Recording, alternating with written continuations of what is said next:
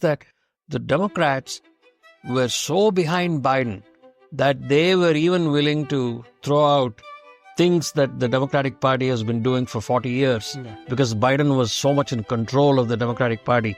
Right. Then the June 27th debate happened with Trump, where he got vanquished. And then all of a sudden, these guys, the people who are so-called believers in democracy, they abdicated the basic principles of democracy. They said somebody who has won the nomination now should not contest. And they forced him to step down. They did not do another nomination for the candidate. They essentially anointed Harris to become the nominee. I mean, it is so undemocratic. The conspiracy theory is that Biden, when he was being forced out of running for the presidency, actually nominated Harris knowing that she was not a very strong candidate. Obama has always been the puppeteer. Every president goes back to their home, their farm, their business, whatever, their ranch like Bush. This guy said, I'm going to buy a home in Washington, D.C. and I'm going to settle down. If you recall what happened, Obama never supported Harris for almost a week.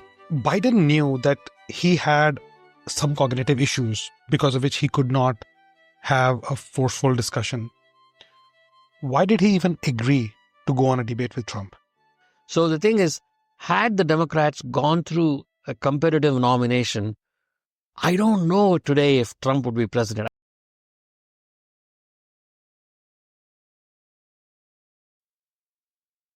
Hello and welcome to Open Mind. Today I have with me Rajkamal Rao, and he is a small business owner, an educational entrepreneur, and a guest journalist who writes in a lot of papers and is also a guest in ETV Now.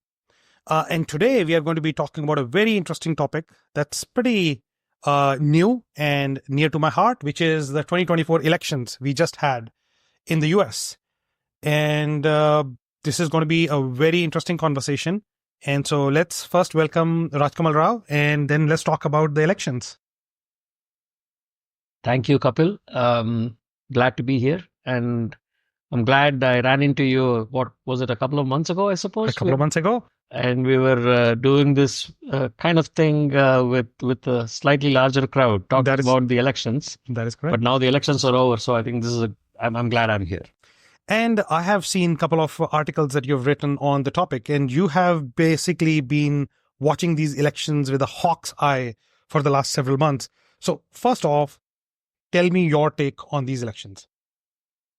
So my take on it is that, as you said, I am a freelance journalist. I'm actually on the editorial board of Tip Insights. Tip Insights is run by a pollster, and I think the results just came out. This organization has called the presidential election, with the closest margin of error now 5 times in a row. Incredible. So I used to get the daily polling data from Tip, because I write both the byline pieces for them as well as I do editorial. I write 3 or 4 editorials a week. So I would get this from the pollster every day, and the daily tracking began to shift. It began to shift, I would say, probably the second week of October. And from then on, you know how it is, right? I mean, when you do daily tracking, they were tracking Kamala Harris versus Trump, and Harris was kind of above and Trump was below, and there was like a 1 point difference. And around, I would say, October 14th, 15th, the lines crossed. And then after that, Trump was always above. And they ran Tip ran a Pennsylvania poll for the American Conservative Union. This was, I think, the 3rd week of October. And Mayur Raghavan, who is ex-BITS Pilani, Hmm. 30 years in polling, very sharp guy. So he's the he runs TIP, Hmm. and he told me that Trump is going to win. He actually called me that day after the poll came out, and he said Trump is going to win because he's going to carry Pennsylvania.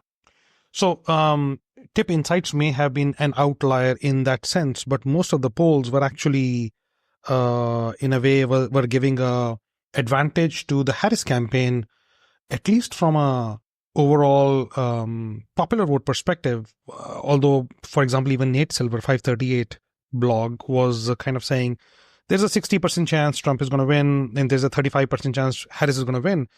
It feels to me, and I think a lot of our audience will probably say the same, that the polls almost always get it so wrong. Maybe it's only wrong when Trump is in the picture. Right. But in 2016 as well, with 98% chance of Hillary winning and 2% chance being given to Trump till the day of the polling, and everything changed in a matter of hours. Even in this poll, for example, the polls were showing the race to be much closer than what it turned out to be. What's your take on why do polls get it so wrong? Is it only in the US? If you compare it to India, are things any different? Or is it like the polls themselves are so, they really need an overhaul? Actually, I think you and I talked about this in that restaurant when we first met. I think the Indian elections, I think the so-called the opinion polls, they were so off. Correct.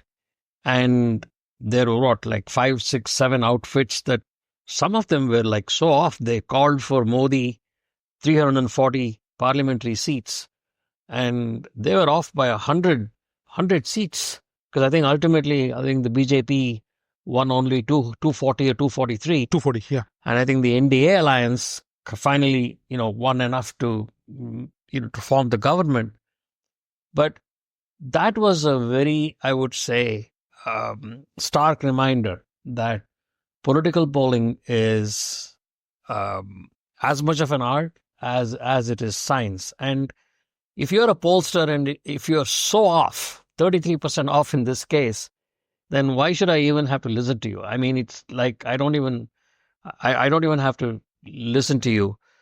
A lot of the political polling here in the US for the Harris campaign, they are full of bias. They're full of polling bias because the polls are commissioned by by the organizations have like a political agenda built in, and it has been repeatedly shown that these organizations would like for polls to say a particular result so that either they can drive more people to go to the polls, or they may have political reasons. So I would say now independent pollsters like Tip, I think they stand out because they are only focused on getting the results right. There is another. You know about this. There is a company called Atlas Intel. Yeah. I think they use a combination of polling and data analytics. I know Tip was doing 1 million simulations every day. So I think you need to bring in some modern methods today to the world of polling. I'm not very familiar with polling in that sense, but I think when you make it more data intensive, I think the error rates will come down. Because the traditional way of there are so many questions, right, Kapil? I mean, you don't know who you have to first know who a registered voter is, and even there are significant differences in who a registered voter is, because in many states the registration is not very accurate. Then you have to figure out who is a likely voter. Right. And then amongst likely voters, there are demographic subdivisions about, men, women, black, white, race, ethnicity, who's going to show up for the polls, who voted early, who votes on election day, who votes mail. So there are like so many factors that a pollster has to account for. And I would say a 2 or 3% error in any one of these factors, if they can all add up, then it can be a disaster. And that's now I think there is. You remember Ann Selzer Yeah. of the Iowa, Yeah. and she is like, oh my God, they make her they make it appear as though Ann Selzer is like a god. Yeah. Because the demand register poll is like almost bang on accurate. And a lot of that is actually the media trying to promote Ann Selzer's brand. 3 days on Sunday before the election, she said that Harris was up by 3 percentage points, although within the margin of error, because I think she was trying to cover her, you know what, by saying, I'm not going to go out and say that Harris will take it. We have to go back and look at the numbers, but I think when the actual results came out on Wednesday morning, I think Trump carried Iowa by 13 points. Yeah. 13 plus 3 is a 16 point swing. I mean, I could ask a third grader to do this, right? So why should people even believe Ann Selzer? Serious errors like these can literally ruin careers, or at least they should. And just from our audience perspective, I just want to add a couple of points here.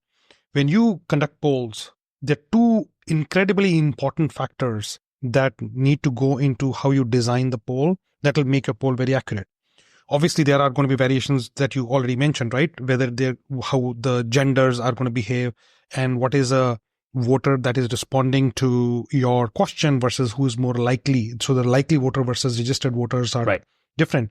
But I think, where do you conduct the polls? Where are the people that you're picking up? And if you're picking up more registered Democrats versus more registered Republicans. Correct.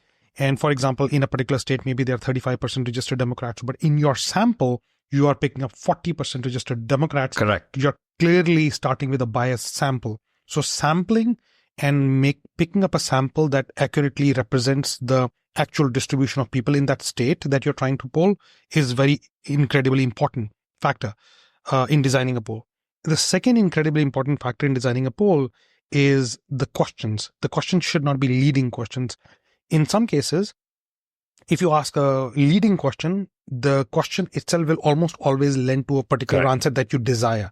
Correct. And that's another place where you can actually bias a poll. And I think it's important for the pollsters to double check or even triple check their questions to make sure those questions are not leading questions. There's another tactic in polling where you can actually ask the same question in a different way to see if the answer actually changes or does not change. If you ask the same question in a different way and you still get the same answer, you know the person was actually paying attention. But if you ask the same question in a different way and you get a different answer, maybe the person was not. That's a very good point. In fact, I think that's when some of those responses are cancelled out. Exactly. Yeah, you make an excellent point. There is also the way the poll is conducted. So, I mean, who today? I guess nobody ever has a landline. I mean, yes. do you have a landline? I don't have a landline. I haven't had a landline in 12, 13 years now. Right. So most people have, call blockers on. So if a pollster calls, the phone automatically goes to D&D. So then there are online polls. So one thing I know that TIP does quite a bit is they do online polling, because a lot of people these days, online polling is a lot less invasive. Yeah. Because you can take the poll, you're given a certain amount of time, you can respond. And you can take it on your phone. You're waiting at a traffic light. You can answer one question, then get the next question at the next traffic light. So there are ways to actually reach out to real people. But you're absolutely right. You're absolutely right. The way if you choose your sample by including more of one party than the other, there is significant bias built in. And this is where I think the art of polling comes in. Yeah. It's not science, it's not math, but there's art to it as well. There is art to it. Okay. Yeah. So when you look at this election, what are the things that stood out to you where you would say Trump's approach and strategy in this election was extremely different from the Harris campaign's approach and strategy to this election. But even before we get there, let's actually go to the other question. This election also stood out to me very different in terms of how it was Joe Biden who started off as the presidential nominee. And then right in the middle of the campaign, he basically says, well, I don't think I'm going to, it would be behoove good for the country for me to step aside and give someone else a chance. And then he turns around and nominates Harris. How awkward was that? Is there any precedence of something like this happening? And was this a big contributing factor for the Harris campaign's loss eventually? I think it was a huge factor because and you and I again were talking about this before the show. The Democrats, as you said very correctly, ran on this brand of they're protecting democracy, and the Trump campaign was anti-democratic. But if you actually look at what those guys did, Biden did everything right when he began to run for re-election. When he announced for re-election, I think it was like 22 or 23. I don't remember exactly when he announced. He caught a lot of people by surprise. But the Democratic Party, he had enough control over the Democratic Party that the entire party fell behind him, like ducks. And so when the nomination process happened, that he, for instance, said, out of respect for South Carolina, which actually put him on the pathway to the presidency in 2020, when James Clyburn actually brought his candidacy back to life. He said, well, South Carolina will be the first in the nation primary. And New Hampshire has always been the first in the nation primary. So what I'm saying is that the Democrats were so behind Biden that they were even willing to throw out things that the Democratic Party has been doing for 40 years because Biden was so much in control of the Democratic Party. When RFK Jr. or when this guy there was a congressman, I forget his name, from I think it's maybe Philip, I think. And when he ran against Biden, they said no debate. So what I'm saying is that the party did everything. So Biden did everything right because he had the entire Democratic Party machine well under him. As early as, you cannot believe it today, but in January, when the first primaries happened, he was in complete control of the nominating process. The nominations happened. He campaigned in like all 50 states. As you know, the process is that it's only the president that gets nominated. Yeah. The vice president is not even on the nomination ticket because it is you nominate, you essentially choose the president. In June, I think they closed down Puerto Rico or the Virgin Islands or some remote island, some remote place like that. That's when the nomination process ended for the Democrats. And he had 98.6% of the delegates. I mean, so he did everything right. Then the June 27th debate happened with Trump, where he got vanquished. And then all of a sudden, these guys, the people who are the so-called believers in democracy, they abdicated the basic principles of democracy. They said somebody who has won the nomination now should not contest. And they forced him to step down. And they did not do another nomination for the candidate. They essentially anointed Harris to become the nominee. I mean, it is so undemocratic. There's a conspiracy theory there. Yeah. And I think part of that conspiracy theory comes from some of the statements I think that Nancy Pelosi has made.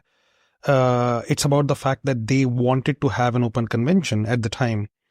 And so the conspiracy theory is that Biden, when he was being forced out of running for the presidency, actually nominated Harris, knowing that she was not a very strong candidate. How much of that conspiracy theory do you subscribe to? Yeah, I mean there are lots of theories there. Obama has always been the puppeteer throughout the 4 years of the. We all know this because he's the only guy in history who, after leaving the White House in 2016, every president goes back to their home, their farm, their business, whatever, their ranch, like Bush. This guy said, "I'm going to buy a home in Washington D.C. and I'm going to settle down." And so some of his most loyal friends, they decided to stay back, like Valerie Jarrett, all those people. They stayed back in Washington. So this guy has been puppeteering the Biden administration.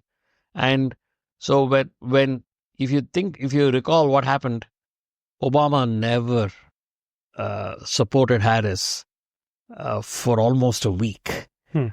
When Biden said in a tweet that he wanted Harris to be his preferred nominee, the rest of the Democratic Party went in and they said fine, but Obama never did that. He held his support for 10, 12, 13 days, and you're right. So there are lots of theories. We don't know what happened, but ultimately that whole thing was a complete mess. I suppose somebody like a Bob Woodward has to go and write a book about those 13 days. But I think there is no precedent for what happened. So let me rewind that a little bit more to try to ask a question which has been bugging me for forever.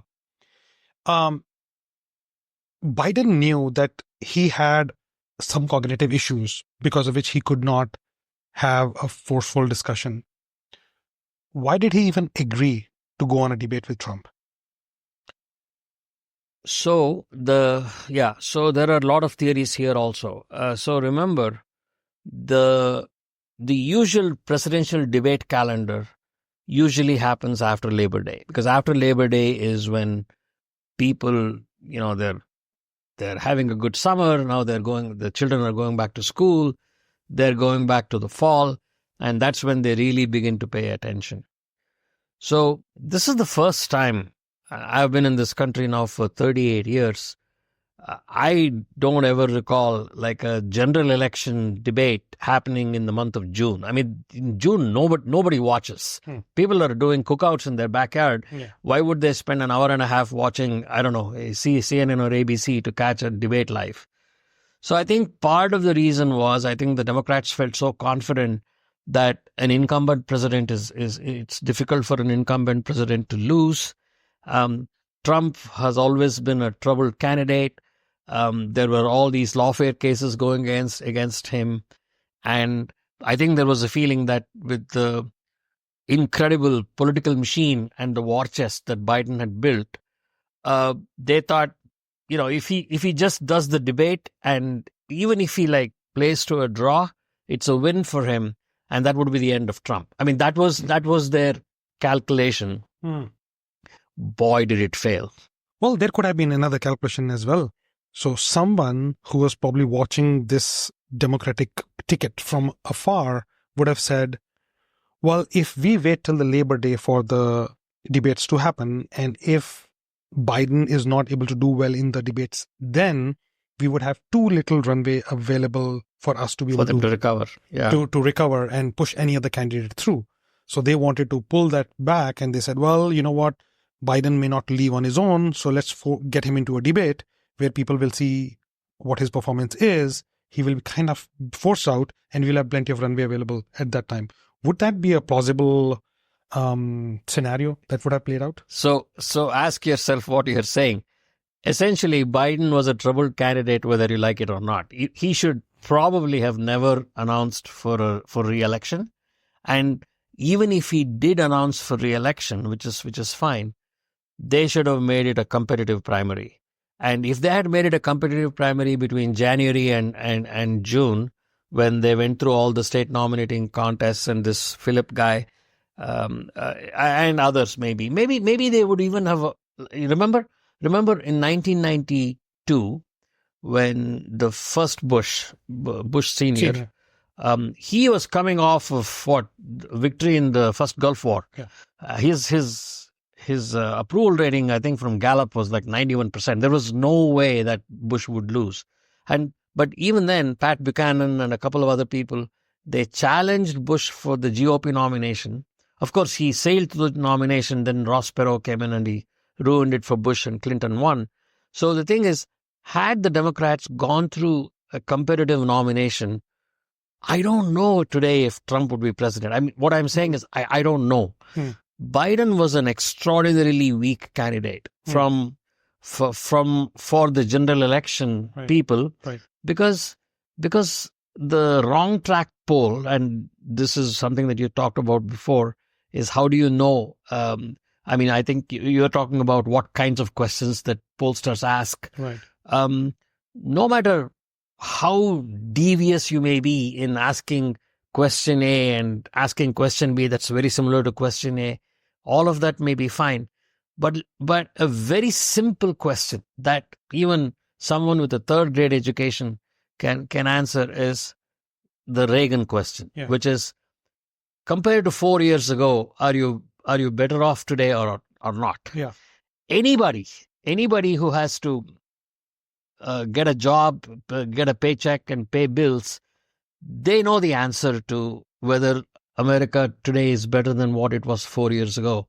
And for 38 straight months, ever since the Afghan withdrawal, Biden and Harris, they were on a wrong track. And I've done some research about this. I've written about this.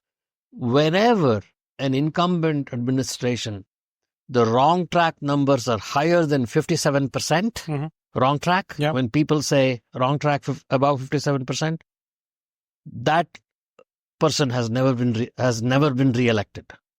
So in essence, what you're saying is that really the Harris campaign, I mean, you would actually applaud their bravado and the fact that they actually kept on the job for so long, for like the last 107 odd days or whatever. They really never stood a chance. I mean, they were handicapped from day one.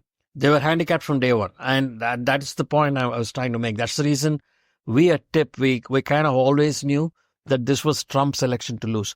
Now, just play it differently. Suppose there was a new Democratic nominee not related to the current Biden-Harris. Let's say, I don't know, let's say Gavin Newsom or even, Whitmer from Michigan. Somebody who's not related performance-wise to the current DEI-focused Biden administration, right? That person may have had a chance to win, because that person could say, I agree with you. I agree with you that these guys really screwed up big time. Yeah. I'm not them, but I'm better than Trump. That message could have reached and could have made a difference. Where I think this election was ultimately decided was that when people looked at what these guys have done for the last 3.5 years, whether it's Biden or Harris tried to sugarcoat it a million ways, but ultimately they knew that she was very involved at the hip with Biden. They really messed up. And that's, I think, what made Trump win. A lot of times, and I think this happens all the time, a lot of times the politicians will be more than happy to throw the predecessor under the bus. What prevented Harris from essentially throwing Biden under the bus and saying, well, you know what, Biden did a lot of things that I wasn't in acceptance of, but I just did that anyway because he was my boss and we were running this administration together, but I'll do things differently this way. I think she ducked that question a million times, where when asked, how would you be different? I think the focus of the campaign was on joy and other things. Yeah.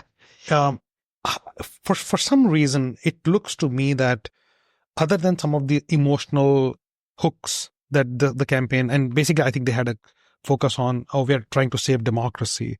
Other than the democracy and the hook of emotions, I don't think they really talked about any substantial issues, whereas the Trump campaign was continuing to hammer them on economy and inflation and immigration and things like that. It was a pretty unequal, even though they started with the handicap, I would have assumed that they should have done something far more substantial to be able to make up for that loss. Very, very well said. In fact, to your point, she was she was intertwined with the Biden administration. And you're absolutely right. On The View, she was asked a question. I think Sunny Hostin asked her a question to say, well, what would you have done differently from Biden? On The View, so there were two aspects. You can catch the response on The View on Twitter or wherever. The first thing that shocked me was that when she asked the question, Kamala Harris seemed so unprepared. And you would think that for a presidential candidate, she should be, her team should have prepped her to expect a question to say, well, how are you different from Biden? Her response was ridiculous, was something like, oh, I'm not Joe Biden, or I'm a woman, or something like that. But she never had a deep enough response to differentiate herself from Biden. And I think that I think that is a very important distinction, and that's probably what caused her to lose. What explains? It's like if I'm going to an exam, I'll probably study before I go into the exam. What explains? In many cases, it was pretty apparent that there was a unpreparedness to either tackle those questions or even answer some of those questions. I mean, even if you don't answer them very properly, what explains that? I think hubris to a certain extent, where she was the first black female running for office, and a certain belief that there was a certain section of independents that would never vote for Trump. So she was woefully, I'm telling you, I mean, I was like, whenever I watched any of her interviews, I would watch her response, and I would say, I mean, somebody who's attending an entry-level job interview would do better. Yeah. I don't know if you recall this, but it may have been in, oh God, it was a town hall in Pennsylvania. I'm sure you'll remember what I'm talking about. But some voter asked her, what are your weaknesses, or something like that. It is a question that we educate our children before they go on their first job to prepare for. Yeah. And this lady, she came up with the most outrageous answer that you never want to give, which is, oh, actually, my weakness is my strength. I mean, that is like ridiculous. You never do that. So you're right. She was totally unprepared, and she was always going to her canned lines. Every time they asked her about the economy, as you said, the economy was a very big deal. And she would say, well, I was raised by my mother in the middle-class family. Who cares? I mean, tell me what you're doing. And the best she could do for tell me what you would do was she would talk about small businesses. So, Kapil, how many people that you know in your friend circle, how many people actually run small businesses? If you really pressed me for an answer, I would probably say less than 5%. Less than 5%, yeah. Right? Yeah. So most people are employed. Yeah. So she missed out, even if 5%, even if it's 10%, she missed out addressing 90% of the population because she kept touting the small business, her small business solution. She would repeat it every time. And even that was full of flaws. I've written about it. It's like she had no idea what she was doing. I mean, I could kind of see some positives in that answer, though. If you essentially expanded that answer by saying, look, the majority of people employed in this country are by large businesses and small businesses. And small businesses are suffering right now. And if we are able to help small businesses either have operational cash to tide over the difficult times or give them cash to be able to buy more capital equipment and grow, we are going to be able to create more jobs that would sustain. I mean, there is a way to answer that question. I don't think I heard that, but I think it could have been a formidable answer. You're basically saying, I'm kickstarting the economy of this country, starting with the small businesses. If she had said that, she probably would have made some inroads. Because you're right, 60-65% of all employment in this country is small businesses. So if she had said, I'm going to dedicate dedicate X amount of the budget to help small business grow, that would have been a very good answer. Because most people work for small businesses, but they don't own small businesses. But her point was that she would help people start new small businesses. Now, look, to start, I'm a small business owner myself. Exactly. It's not easy to start a small business, far less sustain it over 3 or 4 years or 5 years. And so she was going down a path that was probably maybe attracting 2 or 3% of the total electorate. And that's what I'm saying. When, as you said, when the economy was the biggest concern for the average voter, she never had an economic message. Hope and joy is not gonna make it. And I think even on economy, I think, and price controls, I think they're talking about grocery stores, and I will drag down on grocery stores and their price gouging. I don't think American electorate really thinks in those terms, really. Correct. And how can, I mean, that is completely, and that you're right. That actually makes you want to believe that she's a socialist, because all of a sudden, in a capitalistic economy like America's, she's now saying she's going to go after the bad guys. She's going to, do price. How is she even going to prove price gouging at a Kroger or at an H-E-B? It's just not possible to do that. And the grocery store margins are so low as they are today. How could you possibly price gouge? How could you? I mean, so the thing is, by the way, this is a fundamental issue, but this is a very important point, right? Voters saw that Trump was a businessman, right? He has never held a job for anybody other than his father or for himself. And he may have had losses, but over time, he's been able to be successful in business. This lady, she never made private payroll in her life. Her entire career has always been with the government. So, as they say, if you're a hammer, and for you everything looks like a nail, as the old saying goes. So for Harris, every solution was a big government solution. And she tried to kind of get away with it, but I think she miserably failed. And people saw through it. People saw that this doesn't make any sense. Even for home ownership, right? What was? Did you even understand what she was saying about her home ownership proposal? I know, I don't think that message really stuck, even if that was articulated. I don't think that really stuck. Correct. And I think her plan was to help first-time homeowners. Americans, 64% of Americans already own homes. What about them? Exactly. So I think that's one thing that I always struggle with. A lot of people, even beyond that 63%, when new homes get sold, some people are buying their second homes or third homes. They're trying to become multi-home owners, right? If you're going to have this incentive only to the first-time home buyers, and I think there is a little bit of government intent to help people who are just below that line threshold to be able to get to that threshold. I think from the modern perspective, mobility of people to be able to go to any city and work is sometimes more important than just making them homeowners. Right. And I think from that perspective, the government should rather make people more mobile in terms of their skill set, because I think in the modern day and age, the skill set is changing. 30 years ago, if you wanted to become a civil engineer, that would give you a great job. Then it was electronics engineering, and then it became computer science. Now it's AI all the way. So the skills that you need in the marketplace are changing.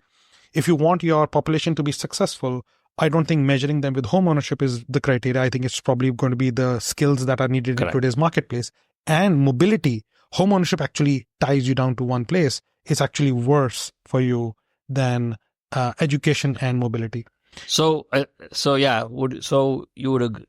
suppose you would agree that when the economy was the biggest thing that was on people's minds, her solutions were not adequate to help make people comfortable that she would actually be a good steward of the economy if you were to trust her, given how badly they managed the first 4 years. why would the average person trust her to again do this for the next 4 years? And I agree with that. And that's the reason why my take on that is she should have actually come out and distanced herself from Biden. Right. And articulated reasons why she would be different and better. Correct. And she did not do that. And she did not do that. And even on immigration, right? She said she's not the immigration czar, but that he appointed her to find the root cause of immigration. The root cause of immigration, you don't need a rocket scientist. The root cause of immigration is economic migration. 95% of all these people who cross the border, they claim asylum, but there are 4 or 5 standards by which asylum requests are granted, and economic difficulty is not one of them. So you don't need a rocket scientist to know why people migrate and come across the river. And so the thing is, she never had a good response about immigration. She kept again going back to how Trump somehow told his Republican colleagues that he would kill the Senate bill. But that happened like earlier this year. What did she do for the first 3 years when, I don't know, what was it, 18 million people who crossed the border? She did nothing. And the thing is, if she had said, "I'm sorry, we should have done better," I think a lot of people would have been happy with that. But she refused. She refused to even acknowledge that she was responsible. And so what I'm saying is, ultimately, she came across as somebody who's not trustworthy, who is a machine that can read from a teleprompter. You and I have been talking now for the last, 40-45 minutes. There is no teleprompter. We are just talking. Correct. If she had done the same talking, and I know she did a few podcasts, even in those podcasts that she did, she was again going back to her canned scripted answers. And I think people saw this person is a machine. We don't want her. So I really want to quickly touch upon the podcast strategy that Trump adopted. Like one of the podcasts he did with Joe Rogan probably had like 50 million views. Correct.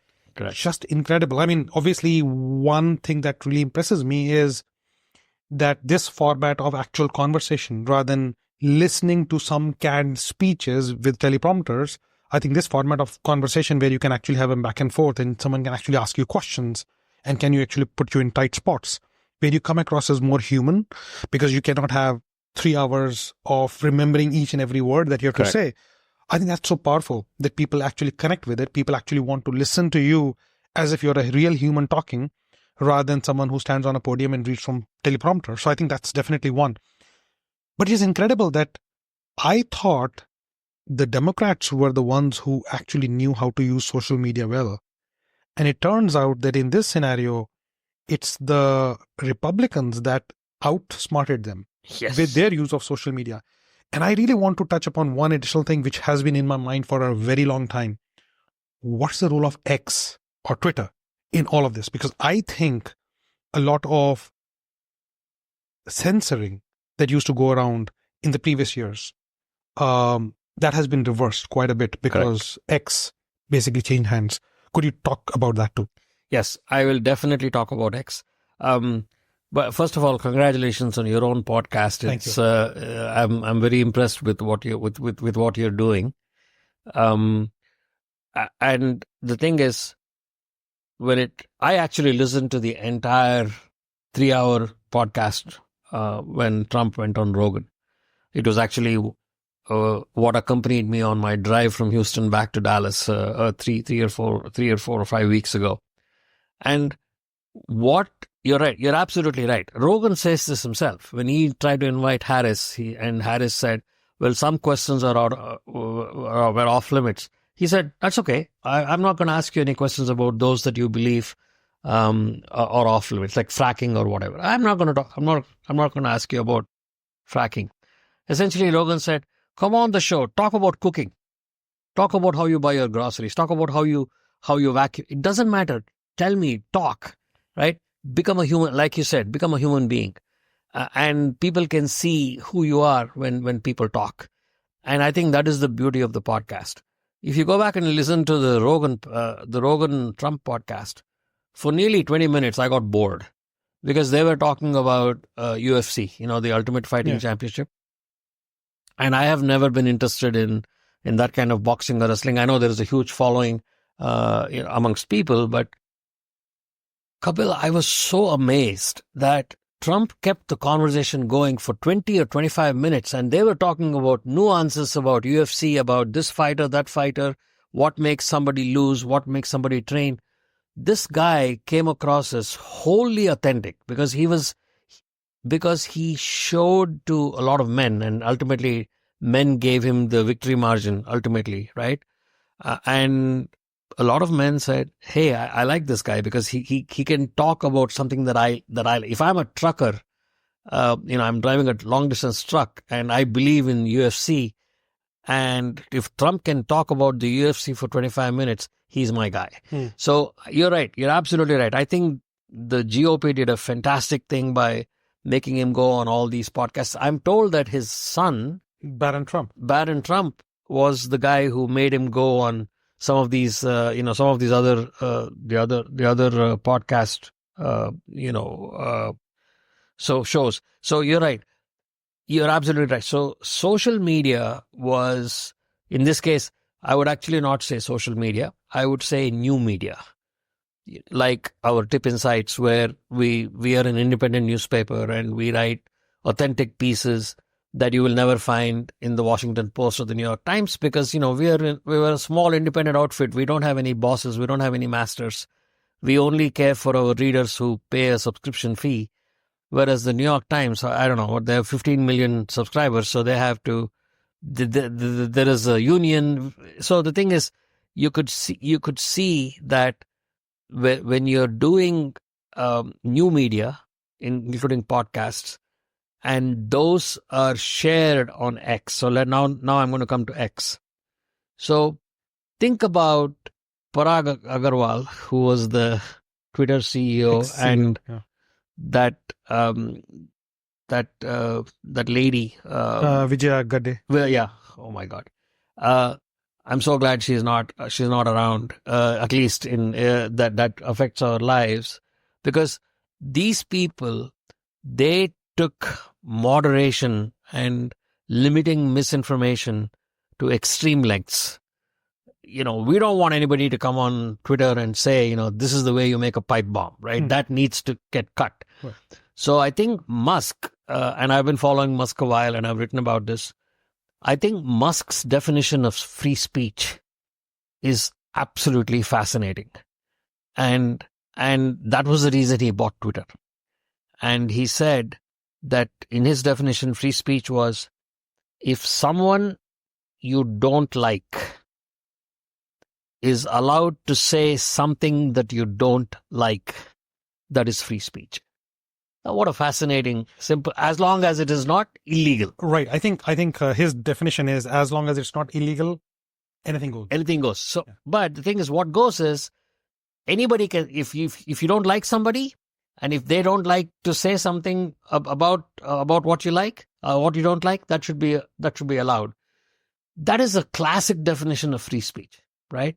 And going back to the history about free speech, the thing is that I don't know, I think it was Justice Oliver Wendell Holmes or some 1920s justice, Supreme Court justice, who said that the remedy for wrong speech, right, is not to cut it.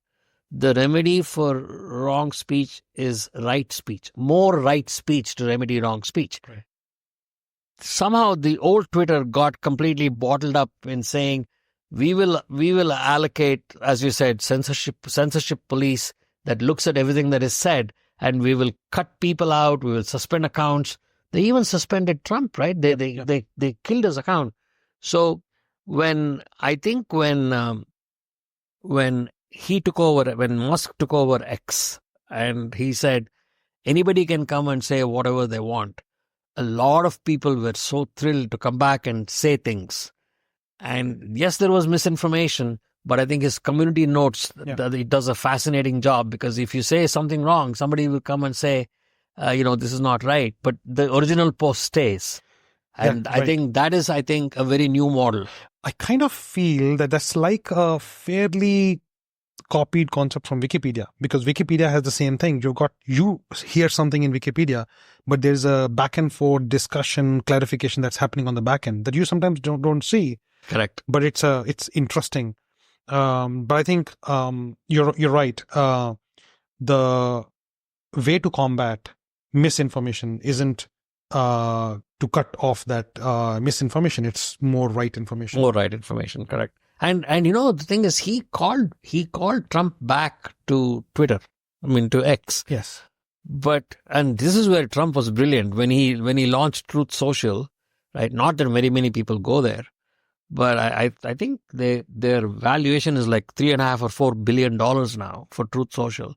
So he even now during the transition when he announces his new cabinet members, he doesn't do it on Twitter. He does it on his Truth Social.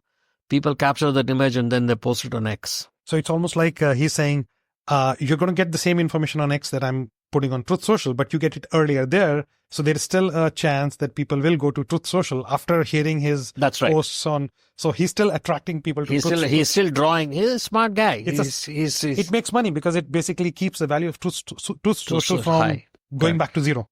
Right. And so I think there is one important lesson that came out of all this, Kapil, and that is that the so-called corporate legacy media, I'm talking about ABC News and CBS and NBC and the Washington Post, the New York Times, they really took a hit this time. They really took a big hit. So I was actually getting to that point. What is the future of this legacy media? I think it's dying. So if you think about what Bezos did, Bezos owns the Washington Post. Yeah. He bought the Washington Post, I think in 2011, 12, 13, like 11, 12 years ago. You can look it up, right? So you can look it up. But the thing is, the Washington Post, the editorial board has always recommended or has always opined on who they want to be president. They did that in 16. They've always done it, right? A month before the election, Bezos comes out and says, we're not going to do any endorsement of any candidate. My God, when I read that, I couldn't believe it. How could the Washington Post do that? And then the New York Times didn't. The Washington Post did. And then Gannett, which publishes the USA Today and 2,000 other newspapers all over the country, like, the San Jacinto Journal, with 500 people. They said they will not endorse a candidate. So I think, and the Los Angeles Times followed, I think it was the Los Angeles Times that did it first and then the Washington Post did it afterward. So, but can you imagine, Kapil, if like 8 years ago, you could imagine that the big newspapers would not endorse a candidate? I think that's what Bezos said when he wrote an op-ed in his own newspaper. He said, people don't care about who we endorse. People just care that we report the truth. So finally, maybe, because of all the lies in the legacy media over the years, I think the legacy media is now beginning to realize that people will just go to X to get whatever information they want. And that, I think, is the most significant shall we say, result of the 2024 election. I think the weakening of the legacy media. Oh, I have a lot of respect for Bezos, by the way. He's a very incredibly smart guy. Yes. And in many cases, incredibly articulate as well. I mean, the way he explains the concepts, some of those concepts are like things that he opined in 20 years ago, they're still being used in the industry. So he's definitely ahead of his time. A very, very smart guy. If he made a choice not to endorse, and I think that was carried forward by a lot of other newspapers that decided not to endorse, I think there was some sort of noise being made in some other news outlets that, if one of the richest persons in the world is so afraid that he is not able to endorse a candidate, what about the rest of us and things like that? I think they tried to twist it. But I think to the other point that you mentioned, what he wrote in the op-ed, he is kind of right. He's kind of looking at it from what's happening to this legacy media in the next 5 years with all the social media and what the influence social media has and how that influence is only increasing, not decreasing. Right.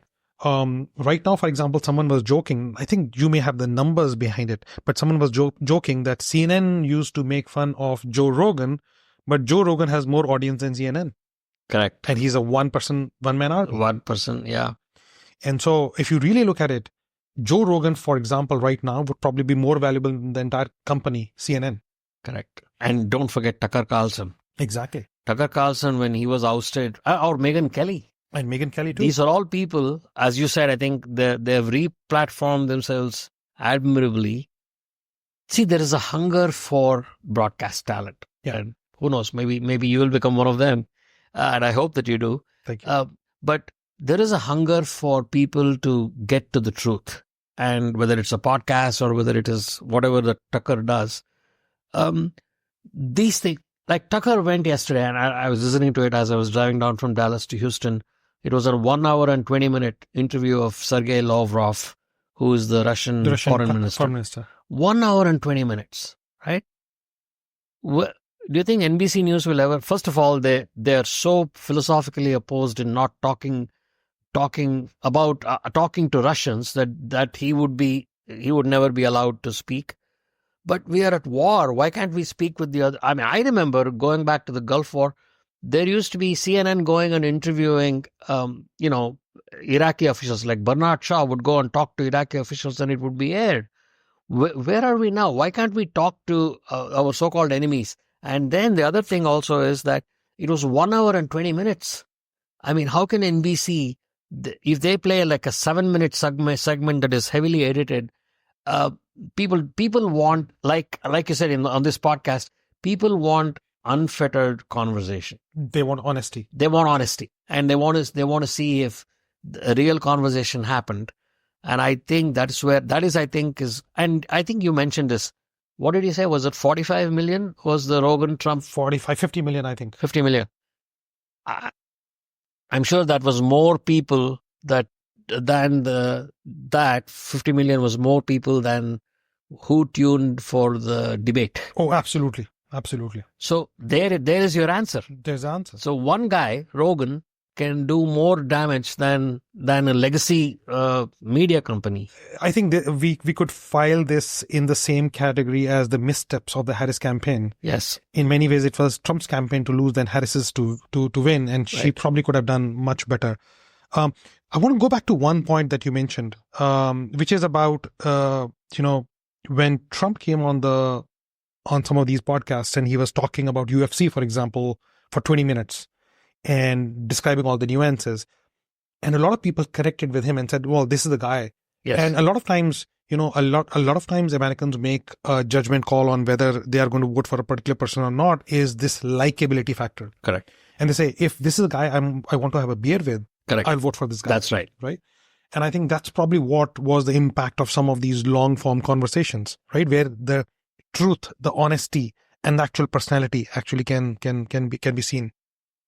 The response to that and the effect of that, what kind of demographics did actually sway towards Trump because of some of the appearances he did and also the issues that he raised? If you look at the demographics that voted in 2016 versus 2020 versus 2024, which demographics was he able to sway the most? There have been lots of studies here, and you're onto something definitely here. You can probably go find it. But he did a podcast. I'm thinking maybe in August, right? Maybe in August, and I listened to that. And this guy, he was a younger guy. He primarily talks to young people, right, including substance abuse. I think that is one of the things that he talks about. Now, as you know, Trump doesn't drink, right? He has never consumed alcohol, and you would think. He's going on a free-form podcast, and what can he say when he has never consumed the substance himself? But I listened to the podcast, and that's when I realized that Trump has power in communication. Why? Because he was able to talk about his brother and his brother's addiction, problems with addiction, and how he was saying, well, that's hard. So he was very empathetic to what this guy was saying, the podcaster was saying, because he could relate to the entire show's premise through Trump's own brother. Yeah. that I think is one example of him appealing to this podcast show's audience. I think he did similarly well with Black Americans, especially Black males. Yeah. Hispanic males. I don't know if he ever did a Hispanic podcast. Maybe he did, but I think Hispanic males went and voted for him in droves. I was looking at the election counts in Georgia, right? And in some of the, in fact, in all the battleground states, but especially Georgia and North Carolina. What happened there was in Georgia, which Biden carried in 2020, in the rural counties of Georgia, the red counties in Georgia, right? Kamala Harris was getting fewer votes than Biden. Meaning the Democrats in the rural counties were voting for her less in the rural counties, in the red counties. The Republicans in those rural counties were voting more for Trump. So, the delta hit both ways. Yeah. That's the reason he carried Georgia. So, Biden and Harris, they focused exclusively on the Atlanta counties, to take the black vote. And even there, I think she underperformed Biden by several percentage points. So black men, Hispanic men, Hispanic women, I think, and young people, I think they broke significantly for Trump. And although white women, the liberal white women, they voted for Harris in droves compared to Biden, I don't think it was. And black women, I think, stayed with Harris. I don't think it was enough to overcome the lead. Can you believe that Trump won all 7 battleground states? I mean, it's incredible. He carried all of them. Yeah. And it's incredible. I have never seen such a... I am reminded of... Reagan's victory over Carter in 1980. I think nothing comes close. I think that's what Vivek Ramaswamy used to say. Yeah. That we don't want this victory by a few thousand votes. We want a Reagan-esque victory. Because I think too big to rig. Too big to rig. Yes, the Republicans basically kept on talking about the vote rigging and things like that, which is probably going to be another episode in itself. It probably is not something that can be finished. But I think I'm always surprised by the fact that the elections in the US are a ragtag set of all states doing their own thing, voting their own way, counting their own way, with different rules and regulations for identification and things like that. It's just incredible. I mean, in comparison, for a country 4 times the size in terms of population, India does an incredibly awesome job. Correct. Yeah. So that's true.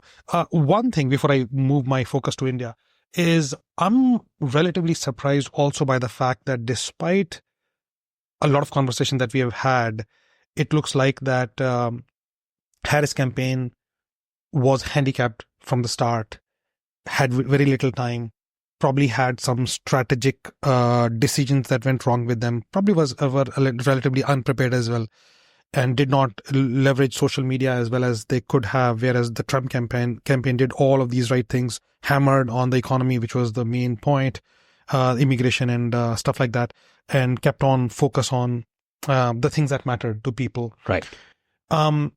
Still, if you really look at the total swing of voters, it's hardly 2 or 3% swing. What explains? I mean, Harris still was at about 47% votes. Trump was probably at 50% votes.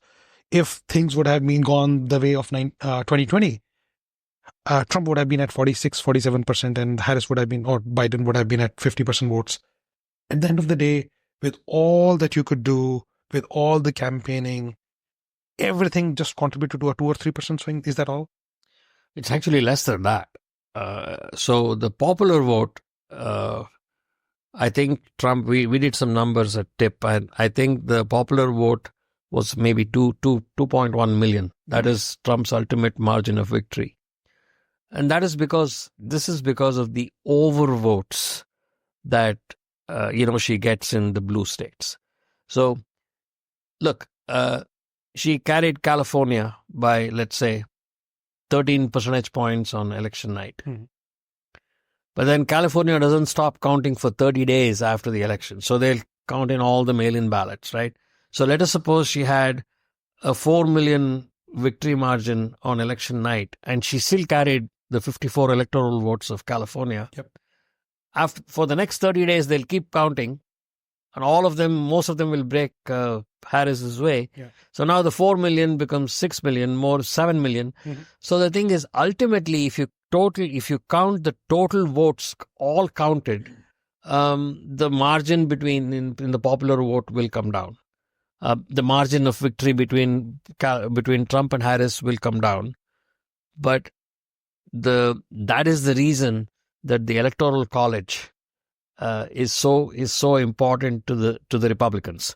If there were no Electoral College, right? If there were no Electoral College, and if we just went by total number of people voting, then I don't know. I mean, it's very hard for the Republicans to win presidential elections. And also, to your point, right, for the next 30 days till they keep counting the votes, we'll not have the final result, because the final result would actually be decided on the popular vote. And till the final vote is counted, they would probably not have a result. And we would be a banana republic that you hold an election and you have to wait 30 days to know who the victor is. True.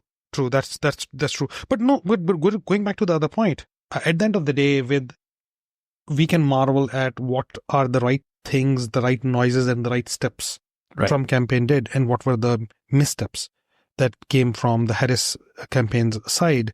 But at the end of the day, they were only able to sway overall, maybe rightly placed, but only 2 or 3 million. 2 or 3 percentage points of total votes. It's not even that. It's smaller than that. Smaller than that. How is that people who, and let's assume that all these issues were genuine, and I think they were genuine to some extent. For example, inflation is real. Illegal immigration is real. How is that these issues, genuine issues, were just not enough to sway a significant number of people who still voted on the Democratic side? That was probably what the Harris campaign always thought. They knew that they had an insurance policy in many states where people would vote for her simply because she was a Democrat. And that party affiliation, it's real, right? I mean, and they also, remember, don't forget, how much money did she collect? $1.5 billion or something that she blew in 4 months, in 107 days? She had a great campaign infrastructure where people would actually go and knock on doors. So what I'm saying is that Harris had it, but the thing is, the 2020 election was decided by 44,000 votes in 3 states. So in the battleground states. So you're right. Harris came pretty close to winning the popular vote. But the thing is, she fell woefully behind in the 7 battlegrounds. So even if Harris ends up winning the popular vote, if there are more votes to be counted yet, even if she does, the fact is that Trump won 312 electoral college votes and he won all the 7 battleground states. And that, I think, is going to be the GOP formula going forward. I don't know if the next GOP person will be able to carry all 7. Well, it really depends on who the next GOP person is. That's right. I'm assuming, obviously, J.D. Vance will try. I do feel that Vivek Ramaswamy is probably going to come back. He has dipped his toes too much into politics now just to go back into business. But I think being an Indian American, he has got a little bit of handicap that he would find hard to overcome. So I think, at least from his perspective, his road to presidency always has to go through the vice presidency. So it has to be vice president. And it'll be an open primary, right? Because Trump is not going to be on the ballot. So, and the Republicans have a very good bench. Yes. Don't forget Ron DeSantis, I think, will be there again. Because, I mean, whether you like him or not, he's still he's still a good leader. He has done well in Florida, and his undoing this time was that he tried to run against Trump, but Trump was too powerful. But if there is no Trump, then it'll be a free for all between maybe Marco Rubio, who will have come back as Secretary of State. Reselected now. Reselected. So I'm thinking the front runners for the 28 nomination would be, as you said, Vance and Vivek Ramaswamy, all young guys, and then these two, the DeSantis and Marco Rubio, and who knows, in some other governor maybe, I don't know. I mean, I think he was born in South Africa, so Elon Musk would not. But given the fact he's so unpredictable, I wouldn't be surprised if at least he would want to run as a vice president. But if he cannot run as vice president because he is a heartbeat away from the presidency. Oh, and you cannot be president if you are not. So the same rules for presidency apply for vice presidency also. Oh. But you're right. If he can throw in $150 million to like he did for the Trump campaign, whoever he chooses will ultimately end up being at least the Republican nominee. He can play a kingmaker. He's been doing that so far, and he can do it. The thing with Elon Musk is he's incredibly smart. Correct. And incredibly resourceful. And unpredictable. Unpredictable too. Okay. So given the fact now we just touched upon Vivek Ramaswamy and his Indian American roots. So I'm going to ask you this question now from an Indian American perspective. Given before the election, who would you have wanted to be elected the president of the US from an Indian American perspective? Who would have been better? And given that Trump has now been elected as the president, what do you think he's going to do from an Indian American perspective? Where do you think things will change from an India-America relationship perspective? I think the answer is very clear. Biden and Harris did nothing for India. They really did not. They messed up 4 years. I mean, you would have thought that Harris, being from Chennai roots, she's a Tamil Brahmin, she would have had some love for India. She did nothing for India. And as you know, at the very top levels, which is where these relationships are made, and Trump is always a people person. So Trump and Modi have a very strong relationship. I mean, you remember Howdy Modi that happened here in Houston. And I think Trump went to Ahmedabad and they had, I don't know, Namaste Trump or something like that. They had a huge celebration in Ahmedabad. So the thing is, that personal relationship between the two leaders, I think, will be tremendously helpful to India. I think the main advantage that India can provide to the US is that, I mean, outside of tariffs and all that, I think they will act like as a bulwark against Chinese dominance in the South China Sea. So I think what's going to happen is that over time, Trump, I think, will unleash his cabinet and his leaders to make India an admirable economy to compete against China for maybe manufacturing, for sourcing. Already, the iPhone is being built or assembled in India today. Yeah. So I think more of those investments will happen in India because if there's one thing, Trump and everybody else, they don't like Chinese, the Chinese domination in major areas of the economy. So they will want to have another backup economy. Yeah. And India being democratic and more approachable, and some of the biggest leaders in America are by design are Indians. So Indians have I would say, they have an advantage here. And I think over time, even when it comes to civilian nuclear power or whatever, I think Trump was much better news for India than Kamala Harris ever would have been.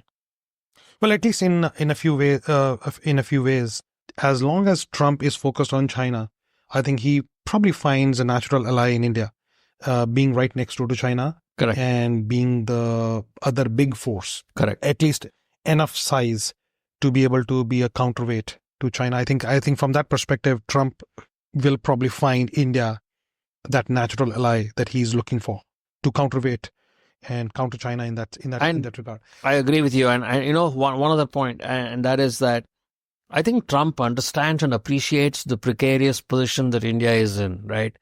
I mean, you have Pakistan, and you know, some of the issues there.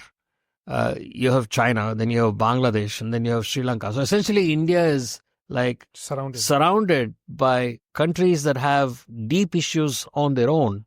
So I think Trump is going to be looking at India and saying, "Hey, but you guys are really doing well. You know, you're part of the G20. You're you know, some of the biggest leaders, including Vivek and I don't know, Google's CEO, and I mean Microsoft CEO. You guys are really good. So if you're given a chance to succeed, you will succeed. So let's make that happen." I think there is a little bit of that. I think that Trump is thinking also. Well, hopefully, I think India will engage, hopefully, in a way that would be beneficial for both India and the US. Correct. At least from an Indian American perspective, that's what I feel. I feel obligated to do something good for both the countries, and hopefully, this is a chance for us. This is a great chance. It's a great chance. Yeah. Well, this has been a fascinating conversation, covering so many different topics. A pretty freewheeling conversation. We didn't have an agenda. No teleprompter. No teleprompter. And I think we have probably been talking for more than an hour. But it's been fascinating, very eye-opening, and very enlightening conversation. Rajkamal, thank you so much for coming. It's been a pleasure. Thank you again, Kapil. Thank you for having me. We'll have to talk again. I think we'll have a lot of other topics to talk about. Sure.